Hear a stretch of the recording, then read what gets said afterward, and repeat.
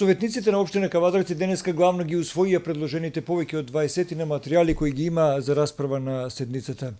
Повеќето се однесуваа за предлог одлуки за давање согласност или измени и дополнување на веќе донесени одлуки.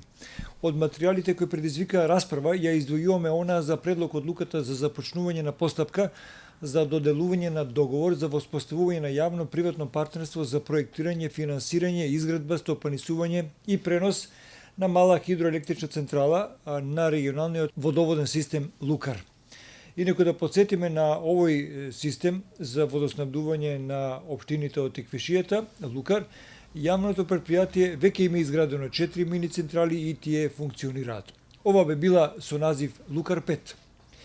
Представникот на Општинската организација на Социјалдемократскиот сојуз на Кавадарци Зоран Бањански и советничката група на оваа опозициона партија беа за комплетно финансирање и изградба од страна на општината или јавното предпријатие Комуналес, наспроти градоначалникот и представниците, односно советниците на ВМРО ДПМН кои предложија изградбата и целокупното деловно работење да се финансира и изведи целата работа со партнер кој ќе добие концесија за одреден временски период, ќе го изгради објектот и ќе одвојува 10% месечно од скупните приходи за собранието на општина Кавадарци. Очигледна беше разликата во концептите за решавање на ова прашање, за што зборува и гласањето. 9 советници гласа за предложената точка, а 6 мина од СДСМ беа против предложениот концепт.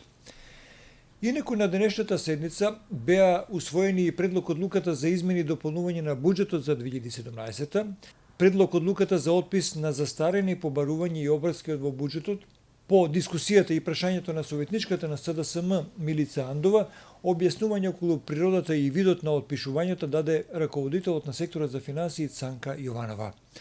На денешната седница со мнозинство на гласови беа усвоени и предлог одлуката за доделување на 2 милиони денари за партнерно уредување на Полошкиот манастир, потоа предлог одлуката за јавно зеленило и управување со отпад, а без дискусија помина и извештај за работата на секторот за комунално уредување, урбанизам и сообраќај и животна средина во 2016, како и програмата за изградба и реконструкција и одржување на локалните патишта за минатата година и други материјали кои беа на дневен ред на денешната седница.